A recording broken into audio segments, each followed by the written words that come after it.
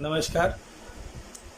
सरकारी arts college द्वारा आयोजित एक दिवसीय वेबिनार के अध्यक्ष आचार्य डॉक्टर शैलेश भावसार साहब,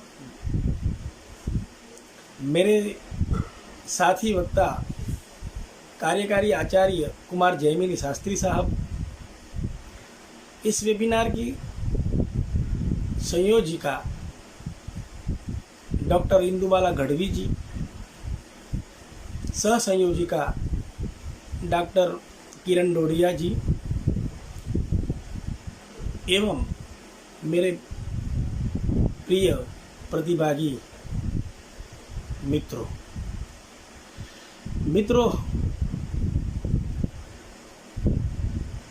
इस वेबिनार का विषय इंदुबाला जी ने बहुत सोच विचार करके रखा है। वेबिनार का विषय है प्रेमचंद के कथा साहित्य में दलित सरोकार। दलित शब्द की बात आती है तो तुरंत हम लोगों को दलितों की उपेक्षा, दलितों की पीड़ा, दलितों की जिंदगी आदि का याद आना लाजमी है। मित्रों, हमारा देश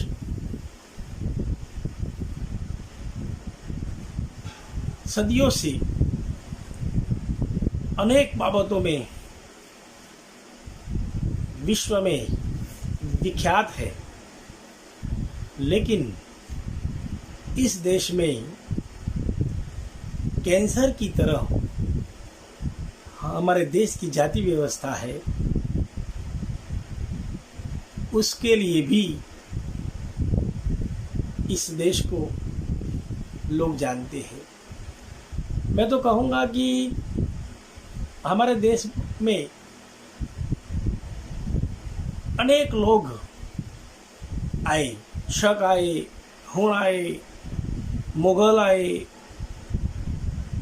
अंग्रेज आए, सभी लोगों ने हमारे देश को लूटा है, हमें गुलाम बनाया है,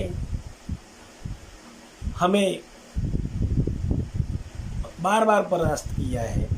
इसके मूल में अगर आप ध्यान से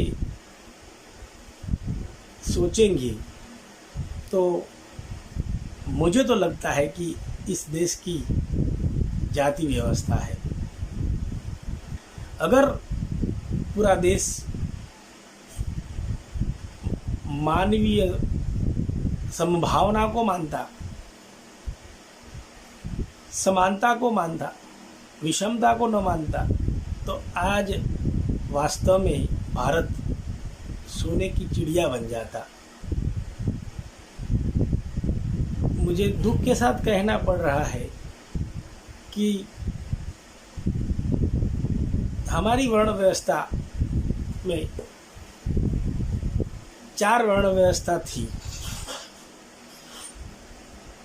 और इस वर्ण व्यवस्था के कारण इस देश में जाति की समस्या उजागर हुई। वर्ण व्यवस्था की बात करें तो ब्राह्मण, क्षत्रिय, वैश्य और शूद्र, इन 4 भागों में हमारा समाज बटा हुआ था।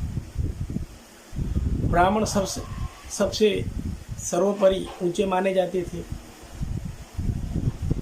क्षत्रिय, उनका काम रक्षा करना था, और वैश्य यानी कि बनिए, उनका काम व्यापारी का था, और चौथी जाति शूद्र, उनका काम था गंदगी साफ करना। मित्रों, एक और बात मुझे याद करानी चाहिए। इस देश में पिछले 2-3 हजार साल से दलितों पर अनेकों अत्याचार हुए हैं। मुझे तो ये भी लगता है कि इस देश में अगर इस जाति व्यवस्था को खारिज कर दिया जाए तो ये देश बहुत आगे बढ़ सकता है। मैंने कहीं पढ़ा था कि दलित जब निकलता था तो उनके गले में मटकी बांधी जाती थी और उस मटकी में उसको थूकना पड़ता था। अगर वो थूक नीचे गिर गया तो जमीन अपवित्र हो जाएगी और वो पैदल से चलता है, जमीन अपवित्र हो जाती है, इसलिए उनके पीछे झाड़ू बांधा जाता था।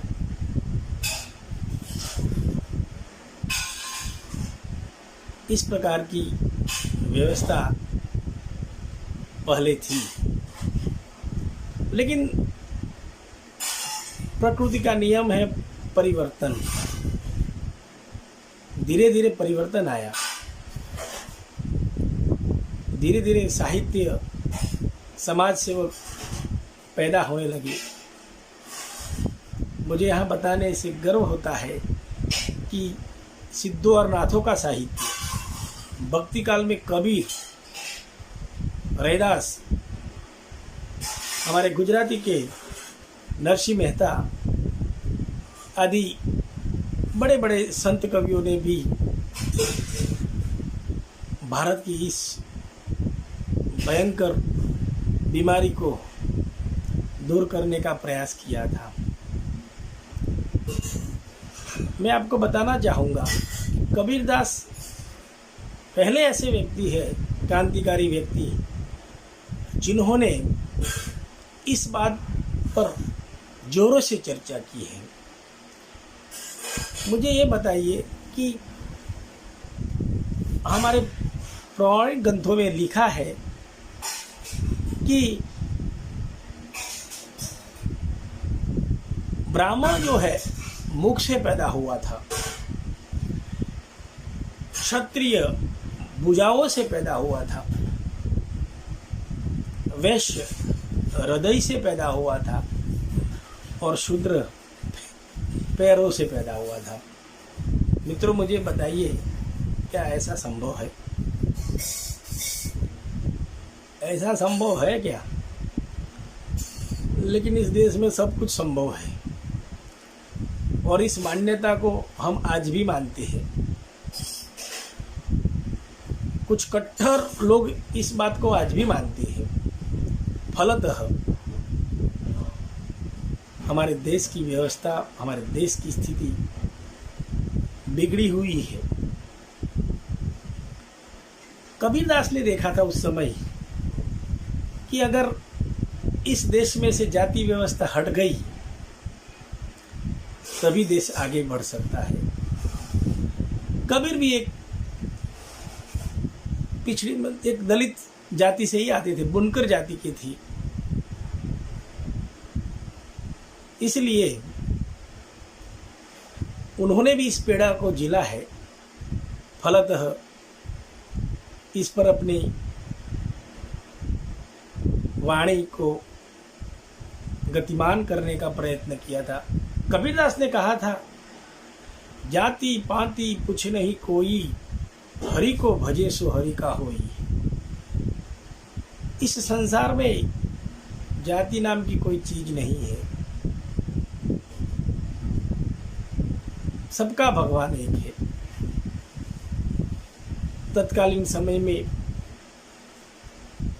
दलितों को मंदिर में प्रवेश करने नहीं दिया जाता था, ब्राह्मणों का वर्चस्व था, दलितों की दयनीय स्थिति थी। ऐसे में कभी लिखते हैं, जो तू बामन बामनी का जाया तो आन वाट क्यों नहीं आया। अगर तू ऊंचा है, तो बहुत ऊंचा है, तो तुमको सीधा आना चाहिए। तेरा जन्म भी जैसे शूद्र का जन्म होता है वैसे ही होता है। अगर तुम कुछ विशेष प्रकार के हो तो तुम दूसरे रास्ते से क्यों नहीं आया। ये मैं नहीं कह रहा हूँ, ये कबीर कह रहे मित्रों।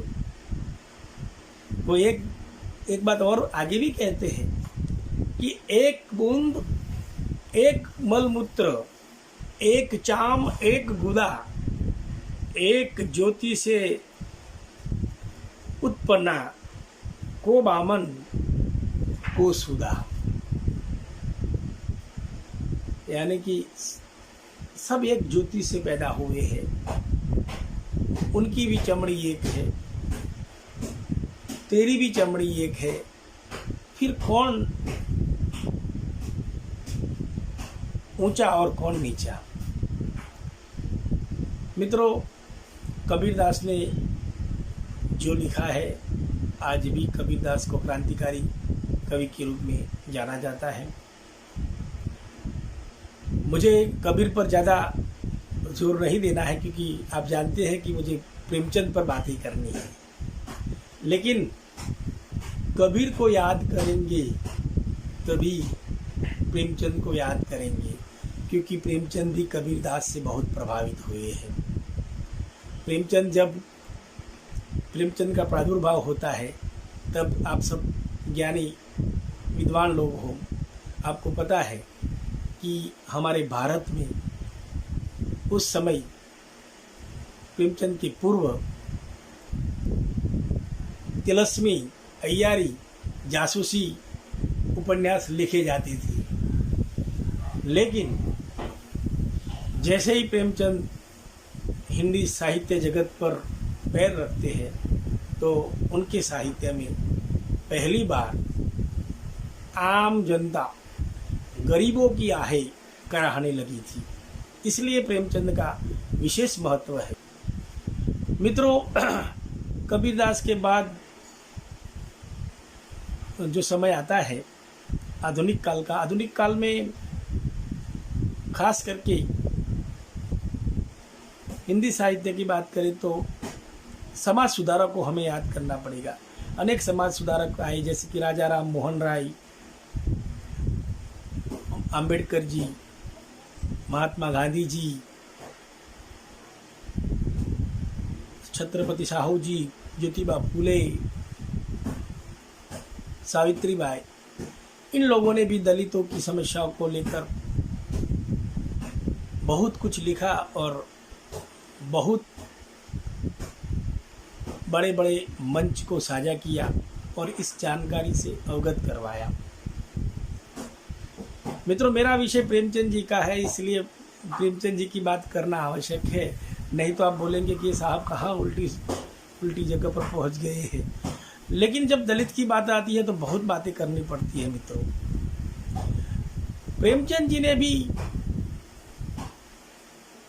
जब लिखने का प्रारंभ किया, उसके पहले की स्थिति तो आप सब जानते हैं, आप सब अवगत है। उसके पहले तिलस्मी, अय्यारी, जासूसी उपन्यास लिखे जाते थे। पहला उपन्यास, अगर तिलस्मी का फेमस उपन्यास की बात करना है तो आपको मालूम है कि देवकी नंदन खत्री का उपन्यास था चंद्रकांता। चंद्रकांता संतति कई भागों में वो विभाजित है। अब ये चंद्रकांता उपन्यास देखने के बाद समाज को क्या फायदा होता है? समाज को कुछ फायदा नहीं होता है। समाज को मात्र आनंद मिल सकता था, लेकिन समाज में परिवर्तन नहीं आ सकता था। तो प्रेमचंद का प्रादुर्भाव होना ये बहुत बड़ी बात है। कारण प्रेमचंद जी ने तिलस्मी, अय्यारी, जासूसी उपन्यासों को नकार कर उनके साहित्य में आम जनता को, समाज को उजागर करने का प्रयत्न किया। ऐसा कह सकते हैं कि पहली बार गरीबों की आहें प्रेमचंद के साहित्य में कराहने लगी थी। इसलिए प्रेमचंद का महत्व है। प्रेमचंद जी ने 12 उपन्यास लिखे और 300 से भी ज़्यादा कहानियाँ लिखी हैं। मुझे कहना चाहिए कि जो स्थान नेताओं में महात्मा गांधी का है, वही स्थान हिंदी साहित्य में प्रेमचंद का है। मुझे ये भी कहना चाहिए कि प्रेमचंद ने जो लिख दिया है, आज का नया लेखक कुछ भी नया नहीं लिखता।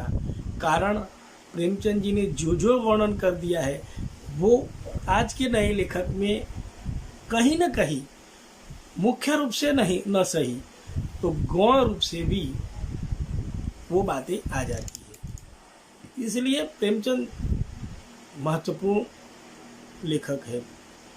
मैं तो ये भी मानता हूँ, अगर आप हिंदी के छात्र हैं, हिंदी के पाठक हैं, तो आपको मुझे कहना चाहिए कि अगर आप प्रेमचंद को जान गए तो समझ लो कि पूरा हिंदी साहित्य को जान लिया।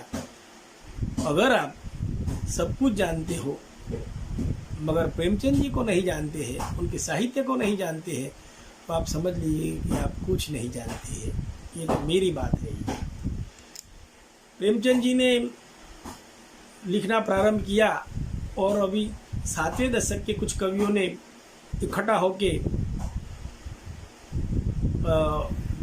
ये तय किया कि अब प्रेमचंद करने की कोई आवश्यकता नहीं है। उस बैठक में तार सप्तक के कवियों में अज्ञेय जी भी थे। तो सभी ने बात उठाई कि अब प्रेमचंद को खारिज करना दे, प्रेमचंद का कोई महत्व नहीं रहा है। तब अज्ञेय जी खड़े हुए और कहने लगे थे कि जब तक आप प्रेमचंद जैसी संवेदना पैदा नहीं कर सकती तब तक प्रेमचंद हिंदी साहित्य में सर्वोपरि सर्वप्रमुख साहित्यकार बने रहेंगे। ये थे प्रेमचंद। मित्रों, मुझे दुख के साथ कहना पड़ता है कि प्रेमचंद ने दलित साहित्य को लेकर बहुत कुछ लिखा था। उस समय तो दलित साहित्य पैदा भी नहीं हुआ था। दलित साहित्य का प्रादुर्भाव 1980 के बाद माना जाता है, लेकिन प्रेमचंद जी ने आज से 100 साल पहले दलितों की पीड़ा को अपने कथा साहित्य में उजागर किया था। मुझे दुख के साथ कहना पड़ता है कि कुछ लोग, कुछ साहित्यकार, दलित साहित्यकार, वो कहते हैं कि प्रेमचंद ने तो दलितों के खिलाफ लिखा है, वो तो सामंत के मुंशी थे, प्रेमचंद की नीली आंखें थी। इसका मैं सरासर विरोध करता हूँ, क्योंकि 100 साल पहले प्रेमचंद जी ने गोदान उपन्यास में समन्वय की स्थापना करते हैं। गोदान का पात्र दाता दिन का लड़का माता दिन जो ब्राह्मण था और उसका प्रेम शिलिया भंगिन से करवाया। प्रेम भी नहीं करवाया बल्कि उपन्यास के अंत में उनसे शादी भी करवाई। तो क्या 100 साल पहले इस प्रकार का वर्णन करना बेजोड़ उदाहरण नहीं है? बेजोड़ उदाहरण है। ऐसे तो अनेक उदाहरण हैं। प्रेमचंद ने जो लिख दिया है आज का नया लेखक नहीं लिख सकता। प्रेमचंद जी ने दलितों के लिए जो लिखा है, दलितों को जो भी हो, आप स्वानुभूति न मानो सहानुभूति मानो, लेकिन उनका जो साहित्य है, जो लिखा है, अगर उनको पढ़ेंगे तो ज़रूर हम लोग दलितों के प्रश्नों के प्रति हम जागरूक होंगे। ठाकुर का कुआं कहानी में याद कराना चाहता हूँ। ठाकुर का कुआं कहानी में जिस प्रकार प्रेमचंद ने वर्णन किया कि पानी के लिए भी दलितों को कितना संघर्ष करना पड़ता है। मैंने 50 आत्मकथाएं पढ़ी होगी दलितों की, मराठी लेखकों की, लेकिन मैंने हर जगह पर देखा है कि दलितों को पानी के लिए कितना संघर्ष करना पड़ता था। एक मराठी आत्मकथा में मैंने पढ़ा था कि दलितों का पानी अलग होता था और दलितों का हैंडपंप अलग होता था, दलितों का नल अलग होता था। और ये दलित का नल है और सार्वजनिक जगह पर वो दलित का नल है, तो उसको कैसे पहचानना है? तो उस नल के ऊपर के बाग पर एक हड्डी लटकाई जाती थी। इस हड्डी लटकाना कंपलसरी था। जैसे हमारे गुजरात यूनिवर्सिटी में मैं पढ़ता था तब कंपलसरी संस्कृत था, कंपलसरी इंग्लिश था, उसी प्रकार उन लोगों को हड्डी लटकाना कंपलसरी था। जिससे अन्य सवर्ण लोगों को पता चले कि ये जो नल है वो दलित का है। ऐसी मानसिकता, इसी मानसिकता को लेकर प्रेमचंद जी ने भी लिखा था। ठाकुर का कुआं पानी कुआं कहानी की बात मैं आपको बताना चाहूँगा कि जब दलित सवर्णों के काम नहीं करते थे तो सवर्ण लोग उनके कुएं में कुछ न कुछ मरे हुए पशु डलवा देते थे, जिसके कारण दलित लोग पानी के लिए तड़पे और वो उनके पास आए और फिर उनसे जो काम निकलवाना हो निकलते थे। इस उपन्यास सॉरी इस कहानी में गंगी कहती है कि कल तक तो पानी शुद्ध था हमारे कुएं में, तो आज कैसे बदबू आ रही है। जोखू पानी पी रहा था, बहुत बदबू आ रही थी, इतनी भयंकर बदबू आ रही थी कि उसको पिया नहीं जा सकता। एक तरफ जोखू बीमार था। गंगी कहती कि ठहरो, मैं कुछ व्यवस्था करती हूँ। लेकिन कैसे व्यवस्था करेगी? गांव में तीन ही कुएं थे। एक उन दलितों का कुआं था, एक ठाकुर का कुआं था और एक साहूकारों का कुआं था। साहूकार तो पानी भरने नहीं देंगे और ठाकुर तो लाठी मारेगा। क्या किया जाए? फिर भी वो कहती है कि अभी ठहर जाओ तुम, तो मैं पानी की व्यवस्था करती हूँ। बेचारे प्रेमचंद जी ने यह भी लिखा है कि गंगी और जोखू को ये पता नहीं था कि कोई भी गंदा पानी होता है उसको गर्म करते हैं या उबालते हैं तो वो गंदगी चली जाती है, लेकिन ये पता नहीं था।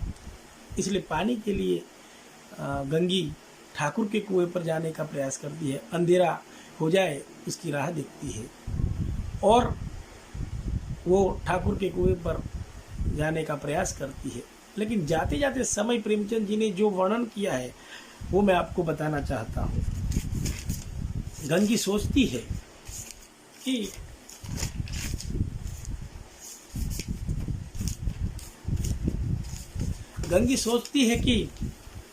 हम क्यों नीचे हैं और ये लोग क्यों ऊंचे हैं।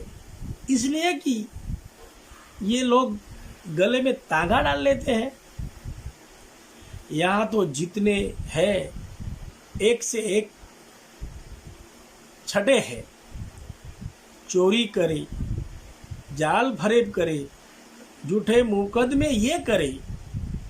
अभी इस ठाकुर ने तो उस दिन बेचारे गडेरिए की एक भेड़ चुरा ली थी और बाद में मारकर खा गया।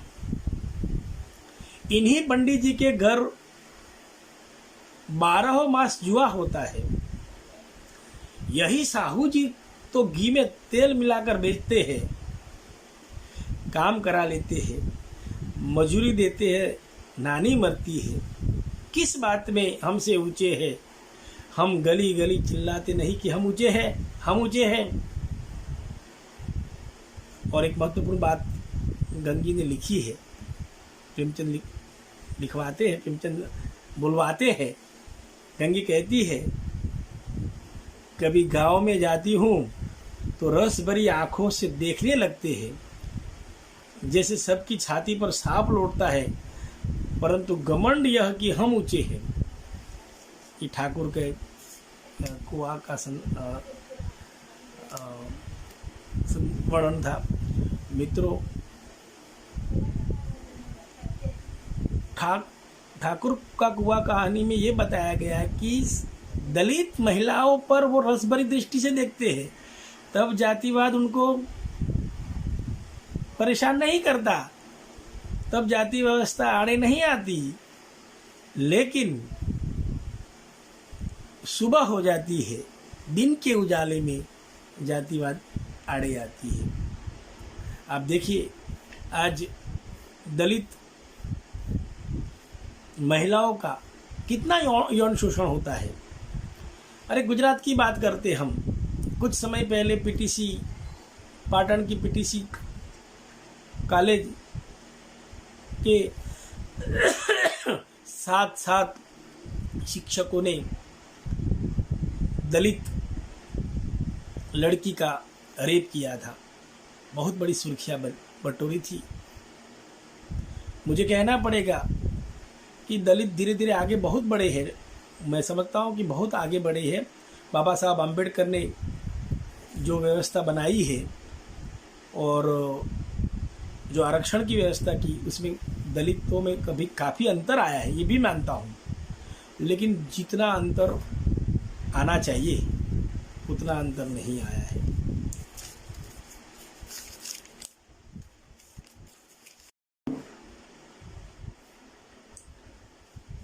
यही गंगी इंतज़ार करती रही और समय पाकर कुएं में रस्सी के माध्यम से घड़ा डालती है, लेकिन थोड़ा सा आवाज़ आने के कारण ठाकुर जग जाता है और कौन है करते बाहर आता है और गंगी फौरन भागती है घड़ा छोड़ के और दौड़ती अपने घर जाकर खड़ी रहती है। तब वहाँ घर जाकर देखती है तो उनके पति ने पानी पीना शुरू कर दिया था। मित्रों, मुझे बताना चाहिए, कहना चाहिए कि इस सृष्टि में जिंदा रहने के लिए 3 चीज़ों की आवश्यकता है। एक तो हवा, पानी और खुराक। हवा नहीं मिलेगी तो आदमी मर जाएगा, मनुष्य मर जाएगा। पानी नहीं मिला मनुष्य मर जाएगा, और खुराक नहीं मिला मनुष्य मर जाएगा। और उससे वंचित करना, पानी से मतलब कि वंचित करना, ये कहाँ का न्याय है। प्रेमचंद जी ने कफन कहानी में भी दलितों की व्यथा को उजागर किया है।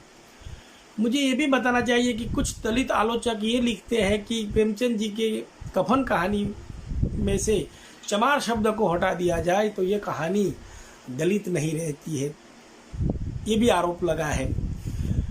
लेकिन प्रेमचंद जी ने यथार्थ लिखा है मेरी दृष्टि से, और उसमें भी वो कहानी भी दलितों की पीड़ा को, दलितों की समस्याओं को उजागर करने का प्रयत्न करती है। एक और कहानी है मंदिर कहानी में भी प्रेमचंद जी ने दलित पीड़ा को उजागर करने का प्रयत्न किया है।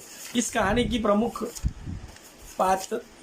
पात्र सुखिया है, जो विधवा है, और उनका लड़का जियावन बीमार होता है तो सुखिया को स्वप्न आता है कि अगर ये ठाकुर जी का दर्शन कर लेगी तो उनका लड़का अच्छा हो सकता है। लेकिन ठाकुर जी का दर्शन करने के लिए मंदिर में जाना पड़ता है। सुखिया मंदिर में जाती है तो पुजारी उनको भगा देते हैं। पुजारी 1 रुपया लेकर कुछ विधि कर लेते हैं, लेकिन मंदिर में नहीं आने देते हैं। और मैं ये भी बताना चाहूँगा कि अगर ये सुखिया उस लड़के को कोई वैद्य के पास ले जाती या कोई चिकित्सालय में ले जाती तो उनका लड़का ठीक हो जाता। लेकिन ये ठाकुर के मंदिर के लिए जाने की कोशिश करती है और वहाँ पहुँच नहीं पाती है। मंदिर में 1 रुपया ले लिया था, कुछ पूजा अर्चना करने का कुछ वो कहा था पुजारी ने, लेकिन लड़का अंत में मर जाता है। तो मंदिर प्रवेश की समस्या को उजागर किया है। और एक कहानी है घास वाली। मुझे घास वाली कहानी बहुत अच्छी लगी, क्योंकि आपके लिए बोलना था तो मैंने घास वाली कहानी को भी फिर से पढ़ा। घास वाली कहानी की जो नायिका है मूलिया, जबरदस्त मूलिया का पात्र मुझे आकर्षित किया कि वो चैन सिंह करके जो ठाकुर था, जो क्रूर था, उनका भी हृदय परिवर्तन करा देती है। और वो भले गरीबी में घास काट कर अपने घर का लालन पालन करती थी, लेकिन अपने चरित्र को बनाए रखा था और इतना स्वाभिमान था कि कोई ठाकुर की पत्नी में तो क्या हो, ऐसा था। और इसी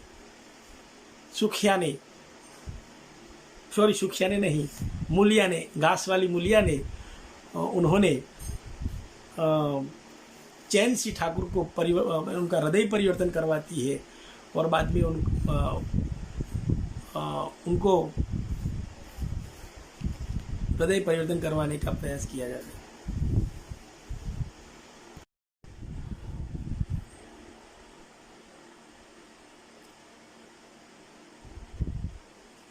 मंदिर कहानी के बाद हम एक कहानी और प्रेमचंद जी की चर्चा करेंगे। उस कहानी का नाम है घास वाली। मैंने घास वाली कहानी आप लोगों के लिए फिर से पढ़ी। बहुत सुंदर कहानी मुझे लगी, आप लोगों को भी पढ़ना चाहिए। घास वाली कहानी की जो नायिका है मूलिया, उसका स्वाभिमान देखिए। बहुत सुंदर युवती थी। वो बाजार में घास बेचने जाती थी तो हर व्यक्ति उनको बुरी दृष्टि से देखती थी, लेकिन हर क्षण वो अपने स्वाभिमान को, अपने चरित्र को बनाए रखती है। एक बार ठाकुर चैन सिंह ने उनको पकड़ लिया था हाथ से, और लेकिन ठाकुर चैन सिंह को भी वो कहते कि अभी मैं चिल्लाती हूँ और मेरे पति को मैं कहूँगी तो आपका खून भी कर सकती है, आपको नहीं छोड़ेंगी। मैं चिल्लाती हूँ जोर से, तुम छोड़ो। और वही ठाकुर उनको छोड़ देता है। लेकिन उस ठाकुर का हृदय परिवर्तन होता है और फिर हर दलितों के प्रति उनका रवैया बदल जाता है। तो ये कहानी भी एक अद्भुत कहानी है।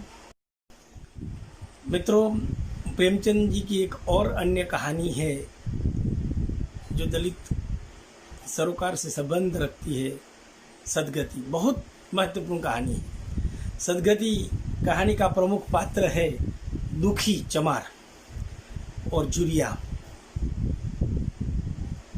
दुखी चमार के माध्यम से लेखक ने सवर्णों द्वारा किस प्रकार प्रताड़ित किया जाता है, कैसे उनका शोषण किया जाता है, उसका यथार्थ चित्रण दुखी के माध्यम से किया है। दुखी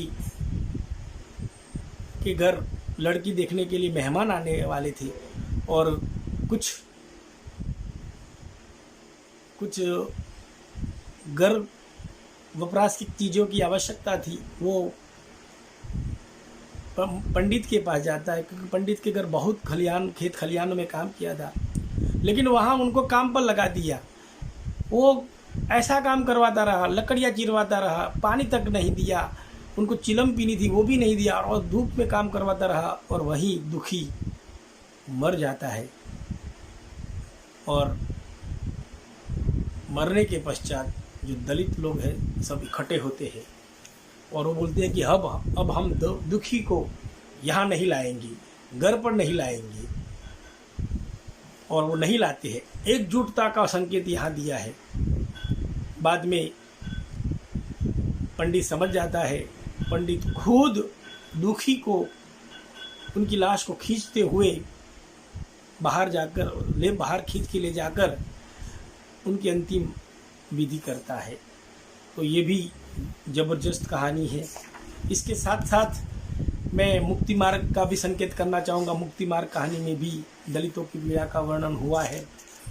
मुक्ति मार्ग के बाद सवा शेर गेहूँ में भी दलित पीड़ा को या दलित चेतना को या दलित सरोकार से संबंधित रखने वाली चीज़ों को उजागर किया है। ऐसे अनेक जगह पर प्रेमचंद जी ने अपनी कहानियों में दलित पीड़ा को उजागर किया है। मैं यहाँ उपन्यासों की चर्चा करते करते बीच में मैं कहानियों पर आ गया था। तो गोदान की चर्चा मैंने की थी और सिरिया की भी बात बताई थी, लेकिन एक महत्वपूर्ण उपन्यास है। वो उपन्यास है कर्मभूमि। कर्मभूमि में लेखक ने शांति कुमार, अमरकांत आदि के माध्यम से दलित चेतना को उजागर करने का प्रयत्न किया है। मित्रों, प्रेमचंद जी बहुत आगे थे। ये आरक्षण की बात तो अभी आई, लेकिन प्रेमचंद जी ने आरक्षण के लिए 1932 में बात की थी। कितने आगे थे। मैं समझता हूँ कि वो आम्बेडकर जी से भी बहुत आगे थे। कारण क्या है कि प्रेमचंद जी ने 1932 में आरक्षण की पैरवी की थी दलितों के लिए। ये मैं आपको उदाहरण बताना चाहूँगा। वो जागरण पत्रिका में लिखते हैं कि हरिजनों की समस्या केवल मंदिर प्रवेश से हल होने वाली नहीं है, यह समस्या भी आर्थिक है।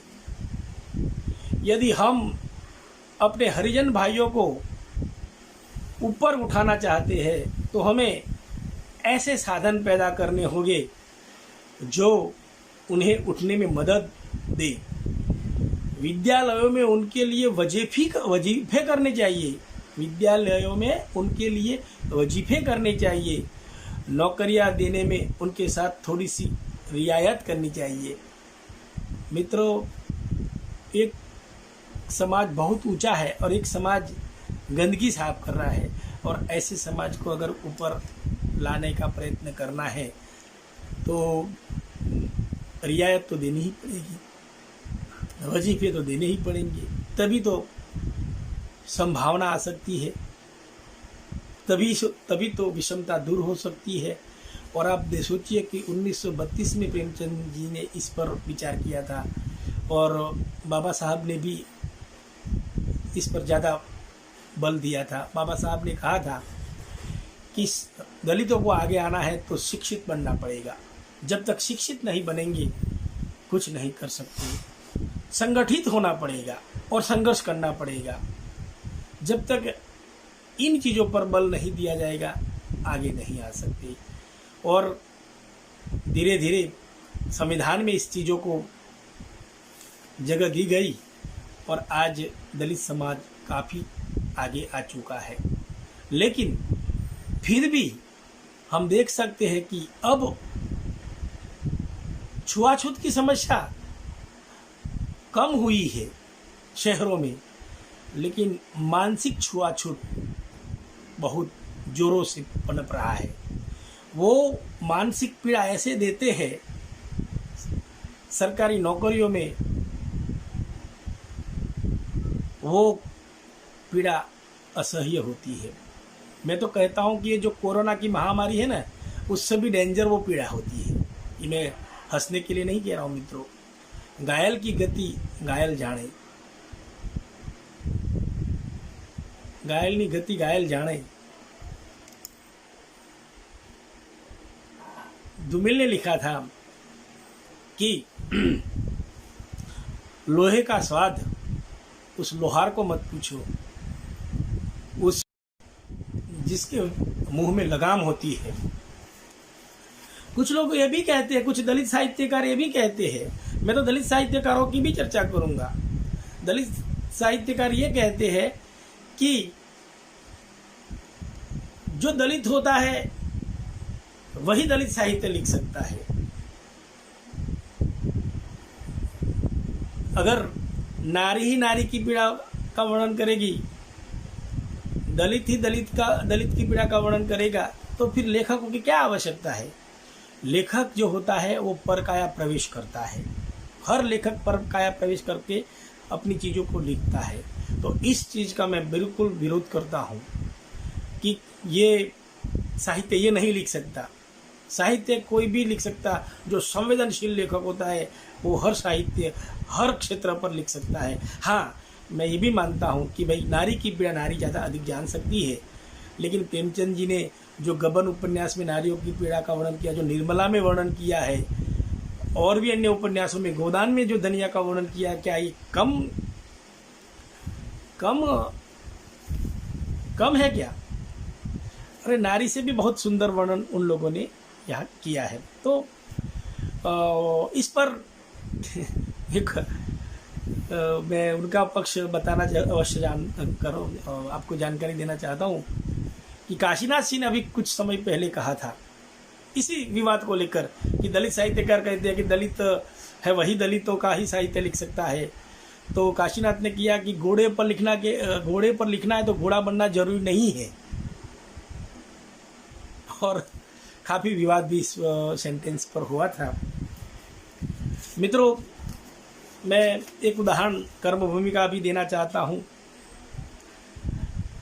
शांति कुमार के निर्देशन में मंदिर प्रवेश के लिए सब दलित लोग इकट्ठे होते हैं और संग्राम करते हैं, तो वहाँ प्रेमचंद जी ने जाति को नहीं बल्कि कर्म को महत्व दिया है।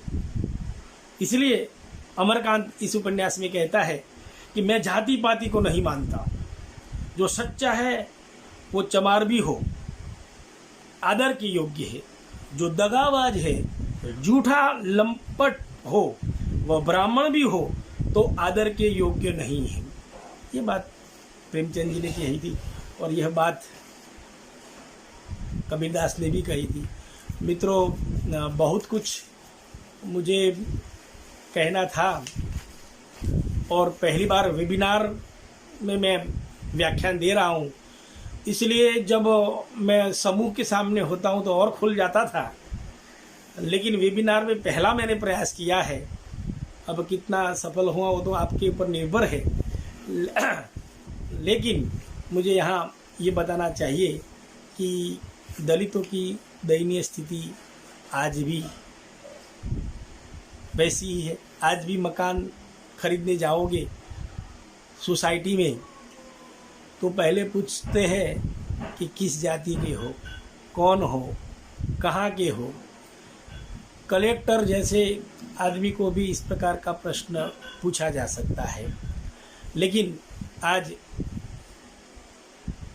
कानून में दलितों को परेशान या पीड़ा देने वालों के लिए कार्यवाही करने का अधिकार दिया है, इसलिए काफ़ी परिवर्तन आया है।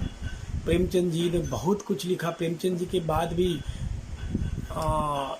नाचो बहुत गोपाल, अमृतलाल नागर ने भी एक बहुत सुंदर उपन्यास लिखा दलित चेतना को लेकर।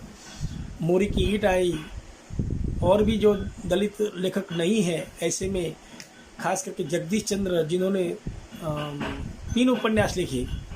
उपन्यास त्रयी, धरती धन अपना, जमीन अपनी तो थी और नरकुल में बास। उसके बाद 90 के दशक में 1990 के आसपास दलित लेखक लिखना प्रारंभ कर देते हैं। मोहनदास नैमिष राय आते हैं, उसके बाद तो ढेर सारे लेखक आते हैं। जयप्रकाश करदम आते हैं, जाटव जी आते हैं, रूपनारायण सोनकर आते हैं, लेखिकाओं में सुशीला टाक भंवरी जी आती है, कमल तेजस आती है, कावेरी जी आती है, मोहनदास नैमिष राय आते हैं। अनेक दलित लेखक अपनी कहानियाँ, अपने उपन्यास लिखते हैं। और मैं कहता हूँ कि इन लेखकों में खास करके जिन जिन लोगों ने आत्मकथाएं लिखी है, और मराठी आत्मकथाएं हो चाहे हिंदी की आत्मकथाओं दलितों ने लिखी है, वो ज़्यादा प्रबल है, सशक्त है। उसकी तुलना में अगर कहानियों की बात करें तो कहानियाँ काफ़ी मुझे थोड़ी सी कमज़ोर लगती है। फिर भी काफ़ी परिवर्तन आया है। अंत में मुझे यही कहना है, दलितों की पीड़ा के बारे में राहत इंदौरी का शेर मैं ज़रूर आपको शेयर करना चाहूँगा। राहत इंदौरी ने लिखा था कि जुबा तो खोल, नज़र तो मिला, हिसाब तो दे, मैं कितनी बार लूटा हूँ, मुझे हिसाब तो दे। और मित्रों, जो परिवर्तन आया है उसके बारे में मुझे 2-3 बातें करनी है कि परिवर्तन ज़रूर आया है, काफ़ी परिवर्तन आया है, लेकिन यह परिवर्तन इतना नहीं आया है। गाँव में तो आज भी परिस्थिति वैसी की वैसी है।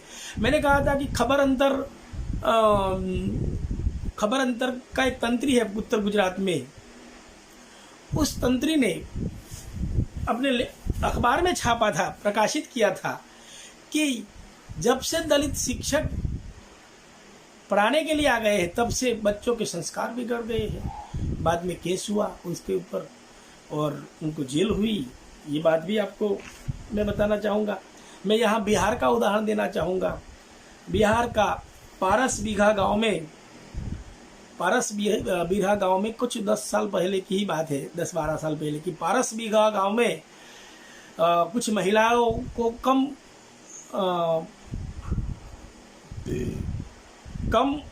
पैसे देते थे तो महिलाओं ने विरोध किया। विरोध करने के बाद उन सवर्णों ने उन महिलाओं को, जो ज़्यादा पैसा मांगने वाली महिलाओं की योनियों में दाम देने का प्रयत्न किया था। मैंने देखा है गुजरात के कई प्राथमिक स्कूलों में आज भी दलित शिक्षक के लिए मटका अलग रखा जाता है। क्या ये परिवर्तन है? ये परिवर्तन नहीं है मित्रों। हम कुत्ते को तो साथ रख सकते हैं, लेकिन दलित को हम साथ में नहीं रख सकते। ये रियलिटी है। हरियाणा के गोहाना में पूरी दलित बस्ती को जला दिया गया था। और आपने मन्नू भंडारी का महाभोज पढ़ा होगा। मन्नू भंडारी का महाभोज उपन्यास में जो वर्णन किया है वो सही वर्णन था। और महाभोज की घटनाएं पहले अखबारों में छपी थी, उसी को ही मन्नू जी ने बड़ा रूप देकर एक दलित उपन्यास लिखा था, जिसका केंद्र में लेखक जो नायक था वो विशेषण था।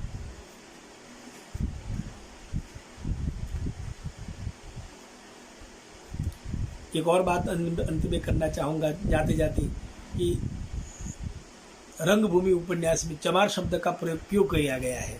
इसलिए रंगभूमि उपन्यास को जलाया जाता है। और वो हुआ था एक दलित, उत्तर प्रदेश में एक दलित मुख्यमंत्री थी, उनकी निगरानी में रंगभूमि को जलाया गया था। प्रेमचंद जैसा महान लेखक, उनकी रचनाओं को जलाने का काम भी भारत में हुआ है। और आगे मैंने बताया था कि सामंत के मुंशी और प्रेमचंद की नीली आंखें जैसी रचनाओं को लिखकर एक कुतर्क साहित्य के सामने रखा जाता है, वो भी बराबर नहीं है। मैं तो कहता हूँ कि गांधी जी से भी ज़्यादा प्रेमचंद दलित समर्थक थे। गांधी जी और अंबेडकर की थोड़ी बात करें तो गांधी जी जो थे वो दलितों का उद्धार करना चाहते थे, लेकिन अंबेडकर दलितों का उत्थान करना चाहते थे। ये उत्थान और उद्धार को आप समझिए। और गांधी जी वर्ण व्यवस्था बनाए रखकर दलितों का उद्धार करना चाहते थे, तो शायद ये संभव बात नहीं थी। ये भी आपको याद करना चाहिए। परिवर्तन तो हुआ है थोड़ा थोड़ा, इसलिए उसके बारे में भी एक शेर मैं आपके सामने पेश करना चाहूँगा। फिर धीरे धीरे यहाँ मौसम बदलने लगा है। फिर धीरे धीरे यहाँ मौसम बदलने लगा है। वातावरण सो रहा था, अब आँख मलने लगा है। शायद वातावरण परिवर्तित हो सकता है। बहुत बहुत आभार मित्रों। मैं सरकारी आर्ट्स कॉलेज के आचार्य डॉक्टर भावसार जी, संयोजिका गढ़वी जी, सहसंयोजिका डोडिया जी का तहे दिल से आभार व्यक्त करना चाहता हूं, क्योंकि उनकी बदौलत मैं आपके सामने अपने विचार प्रस्तुत कर पाया। हो सकता है मेरे विचार आपको ठीक न लगे, लेकिन मेरे विचार है। अच्छे लगे तो ग्रहण कीजिए, न लगे तो आप उनको बाहर कर सकते हैं। बहुत बहुत आभार, धन्यवाद।